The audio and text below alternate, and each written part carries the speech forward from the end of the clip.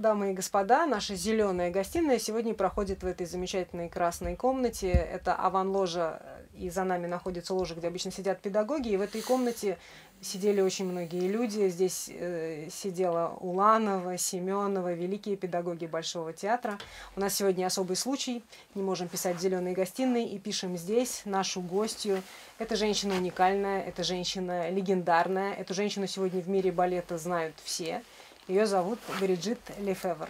18 лет она возглавляет, может быть, самую известную классическую балетную труппу мира. Балет Парижской национальной оперы. Bonjour, Madame Lefebvre. Je suis tellement reconnaissante que vous avez trouvé petit moment d'être avec nous pendant le tournée qui est tellement chargé. Et comme j'avais traduit plusieurs de votre interviews d'aujourd'hui, je ne voulais pas répéter les mêmes questions. Pourquoi vous avez choisi Paquita? Pourquoi c'est à Bolshoi, etc. Vous savez tout. Déjà, non, pas tout, pas du tout. Mais je voulais plutôt vous demander les autres choses. Ce qui m'intéresse le plus. Vous avez dit 8 ans, 8 ans et demi, quand vous êtes venu à l'école de l'opéra. C'était votre décision? Non, ce n'était absolument pas ma décision. Mais il y a une phrase que j'ai dite un jour et qui me tient beaucoup à cœur. C'est que ma mère adorait la danse. Elle aimait vraiment la danse. Le mouvement, même une espèce de manière d'être à travers la danse. Elle aimait la danse et moi j'adorais ma mère. Et comme elle souhaitait que je fasse de la danse, je me suis dit, mais si elle veut que je fasse de la danse, c'est parce que c'est vraiment bien. Donc j'ai fait. Par ailleurs, comme toutes les petites filles, je dansais un peu. Mais enfin, franchement, je ne faisais pas partie de celles ou ceux qui avaient une espèce d'attirance immédiate. Et alors, vous avez commencé vos études là-bas. C'était difficile? Oui et non. Ça correspondait à un moment familial compliqué. Et le fait d'être à l'opéra, le fait d'avoir la sensation d'avoir été choisi, parce qu'il y a une sélection, comme dans toutes les grandes écoles d'art, même sur les petits, hein, il y a une grande sélection. Déjà, le fait d'avoir été choisi, ça me donnait confiance. Et j'avais la sensation que j'étais dans un groupe, quoi. Je veux dire qu'en dehors de ces problèmes familiaux, ce qui n'empêchait pas l'amour de ma mère et autres, je rentrais dans une communauté et avec des choses que nous partagions. Est-ce que vous pensez que c'est pas trop sévère pour un petit enfant avoir telle discipline qu'on a dans l'école de danse? Moi, je pense que le fait que ma mère... maman, c'était très paradoxal, parce que ma mère n'était pas ce qu'on appelle une mère de danseuse. C'est-à-dire qu'elle est là, vas-y, hein. C'est pas comme ça, mais elle m'expliquait presque philosophiquement, autant qu'on peut le faire pour une très jeune enfant, l'importance que ça avait, la nécessité du travail, essayer de passer par-dessus des petites choses un peu plus mesquines qu'il y a dans tous les groupes et tout. Donc elle m'a vraiment accompagnée au sens noble du terme et fait comprendre, elle-même était pianiste. Elle avait commencé le piano à 5 ans. Le piano, c'est un art solitaire. J'avais la chance, moi, de pouvoir, avec mes camarades, être ensemble pour travailler. Donc, voilà, je veux dire, je pense que quand on a la chance, enfant, d'appréhender l'art et d'entendre de la musique et de danser, c'est sûrement difficile parce qu'il y a un vrai apprentissage. Mais en même temps, moi, je sortais de l'école où j'étais pas très brillante et on était assis toute la journée. Ça, c'était très dur pour moi. Alors que danser, c'était très agréable. Et alors, est-ce qu'avant d'être à l'école à 8 ans et demi, vous étiez déjà à l'opéra ou c'est avec l'école que vous êtes venu pour la première fois voir quelque chose à l'opéra? Je me souviens pas du tout avoir vu autre chose, mais ma mère était dans le monde un peu du music hall. Elle accompagnait des chanteurs, elle accompagnait même des revues. Je me rappelle qu'elle avait même accompagné la revue des Folies Bergères, qu'elle m'avait emmené avec elle, parce qu'à l'époque, il n'y avait pas de babysitter, donc elle m'avait, enfin j'étais d'ailleurs à 6 ans, 7 ans, et il y avait une revue, et je me souviens que la meneuse de revue, qui s'appelait Yvonne Ménard, je crois, elle avait un très grand manteau avec des plumes, et elle m'avait vue, elle m'avait demandé à ma mère, ah, c'est votre fille? Oui, elle m'avait pris sur ses genoux, elle m'avait mis dans son énorme manteau. Donc le côté spectacle, le côté j'étais vraiment dedans. Comédie musique, enfin plutôt opérette, comme on disait à ce moment-là, j'en voyais, mais j'ai eu la sensation que la première fois que j'ai vu de la danse, c'était avec mon professeur d'histoire de la danse, avec mes camarades de l'école de danse, et ce qui me reste de ce premier spectacle, c'est Yvette Chauviré. J'étais tout à fait là-haut, comme d'ailleurs maintenant, que je suis directrice, il n'y a pas un seul programme où je ne vais pas là-bas. Pas par sentimentalité de moi, mais de cette vision de pouvoir être là-haut à des places qui sont pas chères et de pouvoir être avec le spectacle et se souvenir de cette petite silhouette qui était Yvette Chauviré qui dansait Istar de Serge Liffard, c'est la musique de Paul Dukas, je crois, et petite silhouette et immense artiste. Ça m'est resté. Parce que je me demande si vous êtes formé par cette école. Je pense ici aussi, les danseurs, les petits enfants qui arrivent à 8 ans. Au bout de 10 ans, on pense que la chose meilleure, top, c'est Bolchoï ou l'opéra chez vous. Oui. Et après, au bout d'un moment, vous avez quand même pris une décision de quitter l'opéra. Alors je me demande, qu'est-ce qui se passe dedans pour prendre cette décision? Moi, je pense que c'est complètement psychanalytique. Si jamais j'avais le temps d'aller voir un psychanalyste ou j'en avais un besoin énorme, peut-être qu'il me répondrait. Et je ne veux pas dire que j'ai fait mon auto-psychanalyse. Mais je pense que cet amour que j'avais de ma mère, cette façon qu'elle avait d'être avec moi, elle l'avait vraiment inclus dans notre histoire filiale et maternelle. Et ça devenait, c'était mon histoire, mais c'était son histoire. Et j'étais peut-être la volonté à un moment donné d'être moi-même. Et j'ai appris énormément à l'opéra. J'ai vu beaucoup, beaucoup, beaucoup de choses très belles, des choses moins belles. J'ai fait des figures, enfin comme tout le monde, la figuration dans Carmen, dans Aïda. Ça, j'ai adoré ça. Vous êtes même venu à Bolchoï. J'ai vu dans l'ancien programme de l'opéra, vous Oui. étiez à Bolchoï à l'époque. Oui, ah oui, dans les années 60, c'était 70, j'étais dans le corps de ballet. J'ai adoré venir là. Voilà, on était dans un des berceaux de la danse. Je veux dire, je me rappelle avoir vu Makarova danser. Je crois avoir vu Baryshnikov, mais j'en suis pas sûre. Enfin, en tous les cas, c'était magnifique. Mais j'avais la sensation que j'avais quelque chose en moi qui était contraint. Je veux dire, par rapport à... Et c'est là que je dis que c'est un peu psychanalytique. J'avais envie de construire par moi-même. J'ai découvert aussi à un certain moment une conscience politique, plutôt sociale que politique. Enfin, voilà. Oui, je pense qu'à un certain moment, en grandissant, en vieillissant, j'ai même pris une certaine conscience sociale, on peut dire presque politique, sans être dans un parti politique réellement. Et l'art, pour moi, doit être inscrit dans cette prise de conscience. Pourquoi on danse? Pour qui on danse? Pour quel type de public? Et aussi le répertoire de l'opéra qui était très beau. Il y avait déjà Roland Petit, Béjart, Balanchine, et puis Bourmester qui était venu faire le Lac des Cygnes. Ça avait été un très beau moment pour nous. Mais voilà, j'avais été très impressionnée par des créateurs comme Urs Cunningham, comme Trisha Brown, comme plein d'autres, en fait. Et j'avais envie de faire des chorégraphies, j'avais envie de construire, j'ai envie de faire... Voilà, je suis là, moi, qu'est-ce que je peux faire? Et j'ai eu la chance d'avoir une amitié merveilleuse avec un homme qui s'appelle Jacques Garnier, comme l'architecte de l'opéra, et avec qui nous avions une relation amicale, affectueuse, professionnelle extrêmement forte. Je pense qu'il n'aurait pas été là, peut-être que je n'aurais pas pu révéler ça en moi. Et nous avons fondé ensemble une compagnie, et c'est sans doute une des plus belles choses qui me soit arrivée. J'ai fait de la peine sans doute à ma mère, j'ai peut-être eu des incompréhensions autour de mes pédagogues, mais en même temps, je suis heureuse de l'avoir fait, parce que j'ai rencontré d'autres façons, d'autres personnes qui faisaient notre métier autrement. J'étais beaucoup avec des grands chorégraphes. Maurice Béjart a été très bienveillant avec nous aussi, même si nous étions très loin de son esthétique. Et j'ai rencontré des politiques, là, cette fois, qui nous ont donné les moyens de pouvoir avoir notre compagnie. Nous étions 10 danseurs.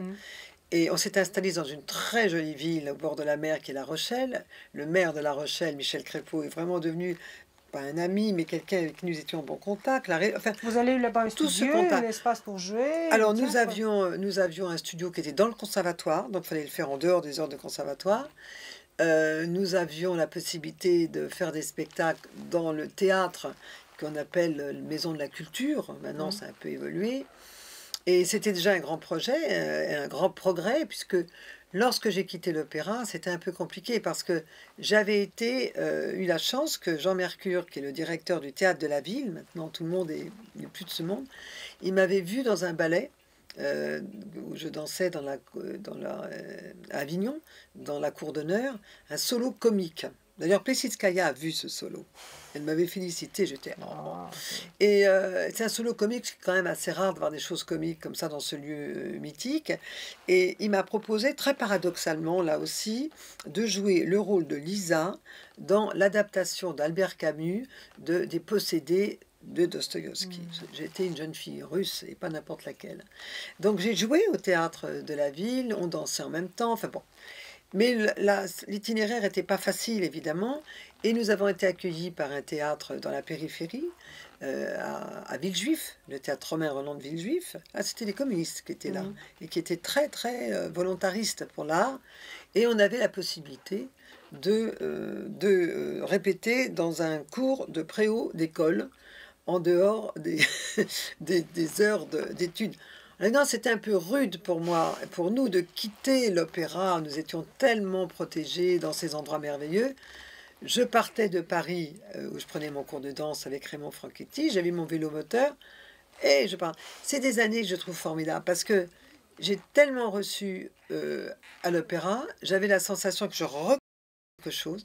Et tout cela, c'était de manière peut-être un peu idéologique, mais c'était pour permettre à un public qui n'avait pas l'habitude de voir de la danse, de pouvoir en voir. Et ce public m'a énormément appris. J'ai eu une vraie émotion avec eux, j'ai eu des énervements avec eux aussi. Parce que souvent on nous disait, là cette fois-ci nous étions à La Rochelle, mais à part ça, qu'est-ce que vous faites? Dire les gens ne comprenaient pas toujours que c'était un métier dans lequel nous étions engagés à part entière. Mais c'était incroyable. Ils nous demandaient, par exemple, est-ce qu'il y a des clés de compréhension? Alors, j'ai dit non, il n'y a pas. Et toutes ces questions étaient importantes. Elles nous ont aussi, Jacques et moi, et les artistes qui nous accompagnaient, donné une grande ferveur de l'art, de ce que nous faisions. Ça nous est même arrivé de tourner dans des petits villages avec un chapiteau. Et on dansait là. Écoutez, moi j'aime beaucoup souvent. Un jour, j'entends toujours dans nos grands théâtres, tout le monde. Vous savez, un jour, je me souviens d'avoir dit à une réunion, j'espère que c'était pas déplacé. Vous savez pourquoi on est là? Alors on me dit, on est là parce que c'est une opéra. J'ai dit non, on est là parce que il y avait des tréteaux, je ne suis pas sûre que ce soit tout à fait ça. Il y avait, on a d'abord imaginé que la danse, c'était dans la cour royale, et puis il y avait aussi la danse populaire.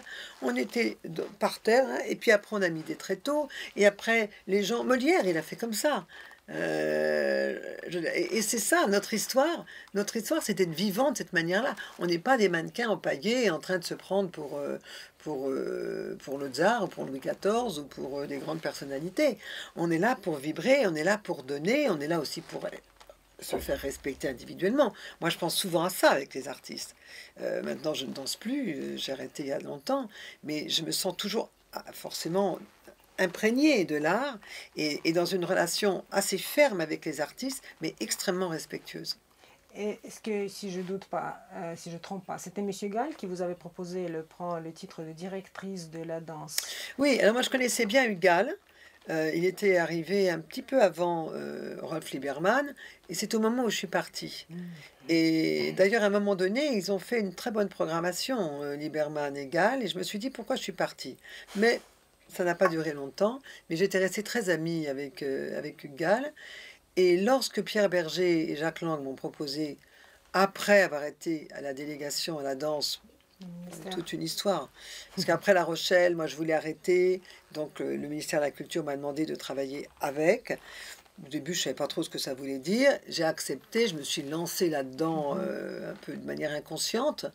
Mais ça m'a permis de faire découvrir de nouveaux chorégraphes, de trouver des nouvelles structures pour la danse, de trouver des nouveaux partenariats pour qu'il y ait de l'argent, pour qu'il y ait... Bon. Ah. Et après, au bout de 6 ans, j'ai été la première déléguée à la danse. Donc j'avais un poste important, enfin, je veux dire, auprès du ministre et du directeur général.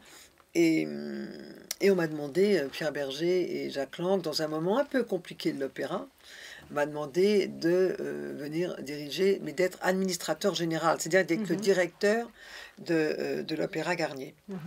avec un directeur de la danse, qui à l'époque était Patrick Dupont, Oui. qui était un très très grand danseur, qui était moins Voilà, ce expérimenté. que je voulais demander, parce que c'était Voilà. Patrick Dupont avant Voilà. vous. Après, lui, vous êtes pris cette poste, et vous vous rappelez quand Hugues vous avez proposé, je pense ça, quelles étaient votre émotions? Est-ce que vous étiez peur de prendre cette position? Non, en fait, ce qui se passe, c'est que Hugal me connaît bien, me connaissait bien.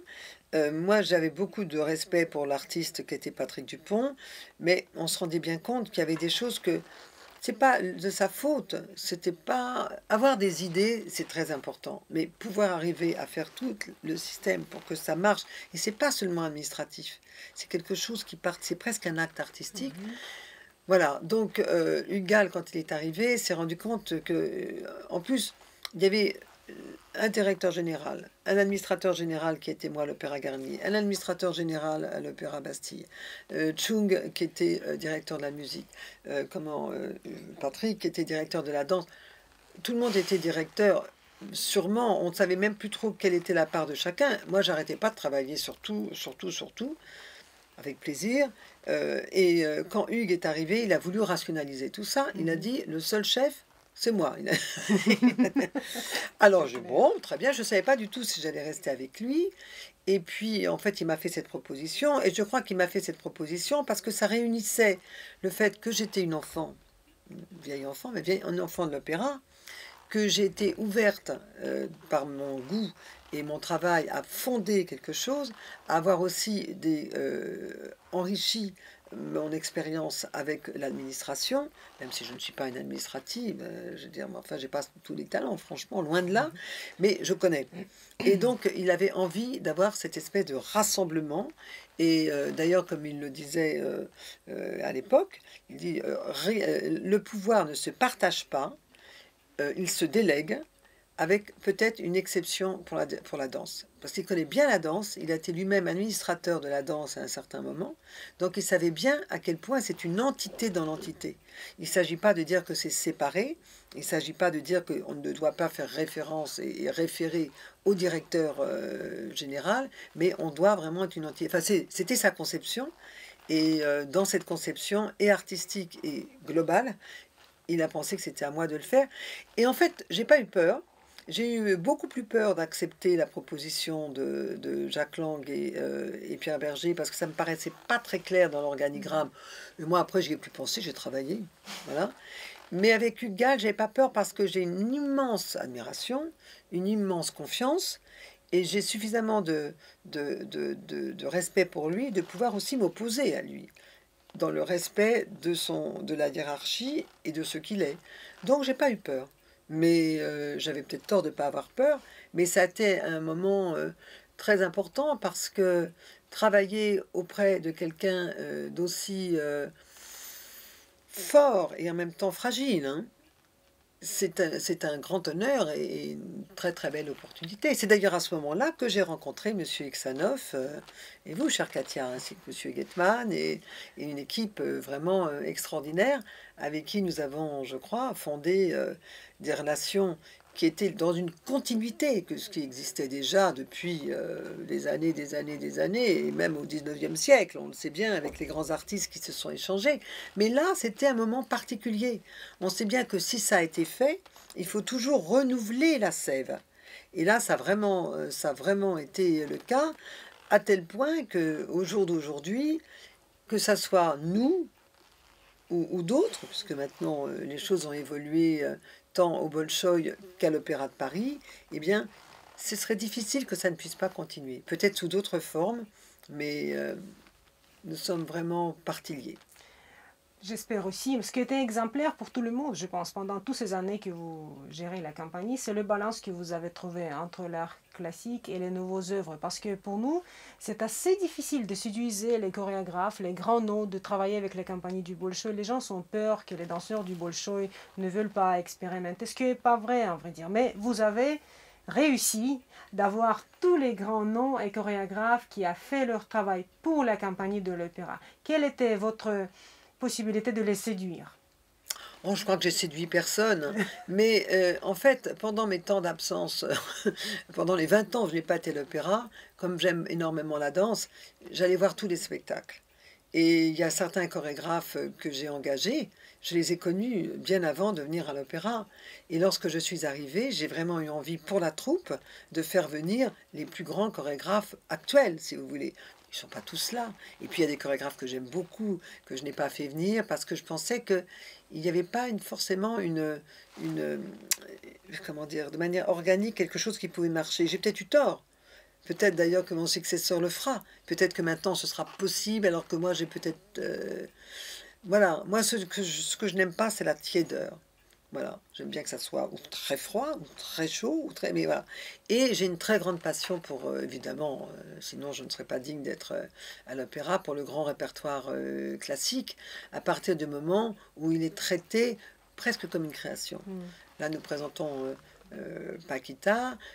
C'est un ballet qui a été créé à la fin du 19e siècle, mais que lorsque j'ai demandé à Pierre Lacotte de le reprendre, on l'a travaillé comme si c'était... C'est une création, en fait. Est-ce que pendant le temps que vous gérez la compagnie, ça n'a pas changé votre attitude envers l'art nouveau et l'art classique? Est-ce qu'au commencement, vous étiez envie aussi de préserver toutes les choses classiques et de les évoluer? Ou ça changeait pas à pas quand vous avez décidé que c'est peut-être aussi très important? Mais vous savez, ça m'amuse toujours quand j'entends parler mes projets, nous sommes au service d'une immense maison. Nous sommes au service de 154 danseurs, des pédagogues, des maîtres de ballet, du public. En même temps, on est au service, mais on n'est pas l'esclave de personne. Donc il faut avoir sa liberté. On vous demande de venir, c'est pas pour faire des choses auxquelles vous ne croyez pas. Et après, on peut être remercié, hein, je veux dire, j'ai eu la chance de rester, mais... et, euh, et, et en fait, je pense qu'il faut toujours travailler comme par socle, par étage, comme ça. Vous savez, c'est comme les racines. Voilà, moi je suis pas une très bonne jardinière, mais il y a les racines, il y a le tronc, voilà, il y a la colonne vertébrale, et puis il y a les branches, il y a les différentes façons de faire. Et plus fortes sont les racines, plus on peut continuer à évoluer, et plus les nouveaux projets peuvent fleurir. Et ce que j'ai trouvé important pour ma part dans les dernières années où je savais que je voulais partir et je devais partir, parce que je pense qu'à un moment, on sent soi-même que on a fait le chemin. C'est lié aussi à mon âge, vraisemblablement, mais on a fait le chemin. Et je pense que maintenant, il y a de nouveau un terrain où on peut faire encore autre chose. Il y a des choses que je n'ai pas faites parce que où les chorégraphes n'étaient pas encore nés, ou n'étaient pas encore sur la scène, ou alors, voilà, il y a plein de choses. Je ne prétends pas du tout avoir tout fait. Donc il reste beaucoup de choses à faire. Mais je crois que le public m'a pas fait confiance, a fait confiance au Ballet de l'Opéra de Paris. Et aussi, puisqu'on revient à cette histoire de racines, les racines, à la limite, c'est la danse baroque. J'aime d'ailleurs bien traiter de ça. On a fait un spectacle avec Elisabeth Platel où j'ai souhaité lui proposer le fait qu'il y ait de la danse baroque qui se conjugue avec la danse plus contemporaine. J'ai beaucoup aimé. Elle a proposé que ça soit sur la musique des Indes galantes. Et en fait, je pense qu'on ne peut pas faire de l'art contemporain pour l'art contemporain, parce que c'est l'art contemporain, parce que c'est moderne, parce que c'est bien, parce que c'est chic. Ça, c'est possible, mais c'est pas fondamental. Mais ça doit aussi exister. Ça veut dire que pour moi, les racines de la compagnie, plus récentes malgré tout, c'était ces grands ballets du répertoire que Rudolf Nureyev, qui a été mon illustre prédécesseur, a confié à la compagnie. Beaucoup travaillé là-dessus et je pensais que c'était important, d'autant plus que lui, il avait une très grande curiosité. Il a plutôt fait ses propres ballets. Il a été un directeur à la fois comme un météore, quoi, si vous voulez. Il n'était pas beaucoup là. Quand il était là, il était quand même très présent. Mais c'était une personnalité absolument incroyable. Nous avons eu vraiment un mode de direction très différent. Mais j'ai beaucoup d'admiration pour lui. Et il avait ce regard, cette curiosité sur la danse de l'époque, de la danse d'aujourd'hui, enfin la danse contemporaine. Donc quand on voit bien dans on voit bien dans ces ballets qu'il y a toujours une façon dans le corps qui s'écarte ou qui s'agrandit vers une danse qui est presque plus moderne, si vous voulez. Alors, c'est pas la danse moderne, c'est pas le concept forcément, mais le concept est souvent assez dramaturgique, un peu compliqué parfois, mais finalement, la musique, la danse, et ça rend ça extrêmement lisible, surtout avec les grands ballets du répertoire. Mais il a quand même ce désir de dramaturgique. Et puis, il y a ce corps qui bouge, il y a cette façon qu'il a fait de privilégier la danse des garçons, comme on le voit dans le Lac des Cygnes, par exemple, avec cette danse de garçons qui n'existe pas et qu'il a faite. Pourquoi oublier tout ça? Donc, moi, j'ai vraiment voulu que ça puisse être pas conservé, mais que ça soit vivant, toujours là. Vous savez, on a encore des danseurs de l'opéra qui n'ont absolument pas connu, qui n'étaient même pas nés quand il est mort, quand il est décédé, et qui, ah oui, maintenant oui, et qui parlent de Rudolf. Donc, ça me plaît, ça. Ça me plaît. Après, ça évoluera peut-être, mais et ça devra évoluer. Mais ça me plaît. Mais en même temps, c'est pas essentiel pour moi. C'est c'est important, mais ce n'est pas exclusif. À partir de là, il fallait faire venir les grands chorégraphes. Il fallait donner aussi l'opportunité que je pense que l'interprète a aussi des possibilités créatives.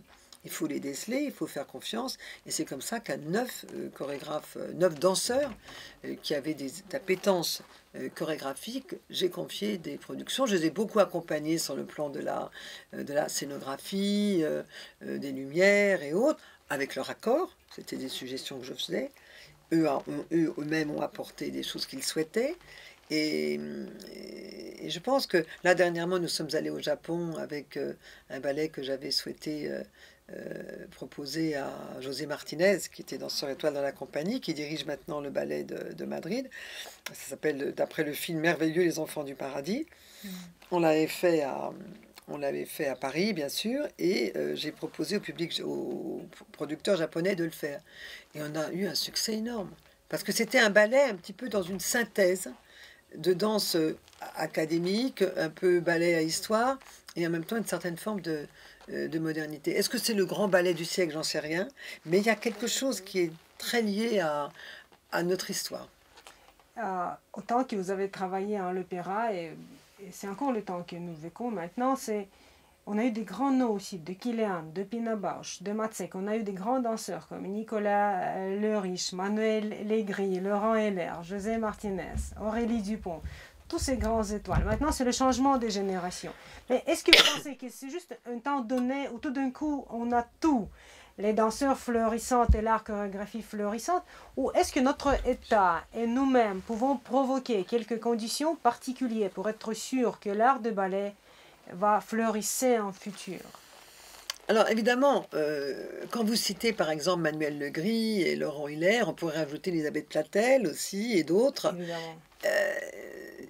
C'est très charmant d'ailleurs parce que Manuel Legris, quand il a fait ses adieux, il a dit un petit mot qui m'a touchée, parce qu'il a dit: on nous dit souvent que nous sommes les enfants de Rudolf Nureyev, mais finalement j'ai travaillé plus longtemps avec toi, Brigitte, qu'avec Rudolf.